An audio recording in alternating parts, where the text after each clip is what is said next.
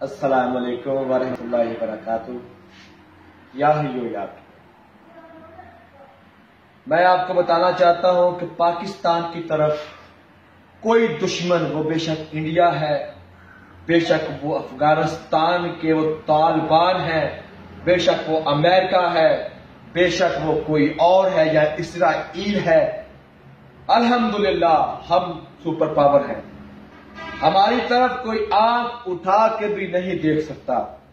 ये कोई दिमाग से सोचे भी ना कि हम पाकिस्तान पे हमला करेंगे और हम सही सलामत रहेंगे। ना, जो पाकिस्तान पे हमला अवर होगा वो मिट जाएगा, उसका नामो निशान मिट जाएगा। ये मेरे पीर मुर्शिद का कौल है कि पाकिस्तान की हां और ना में अक़वाम आलम के फैसले हुआ करेंगे।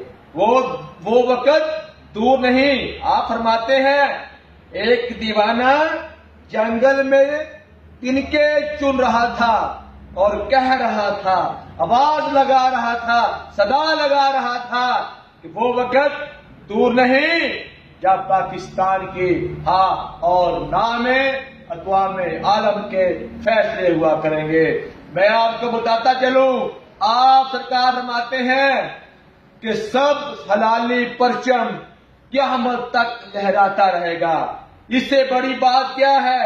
एक अल्लाह ताला के वो पाक बंदे ने, वो वली ने, वो शख्सियत ने उस वक्त पेशगोई कर दी थी कि पाकिस्तान वो पावर है, वो ताकत है जिसे कोई नहीं मिटा सकता, कोई नहीं हिला सकता, कोई नहीं हरा सकता।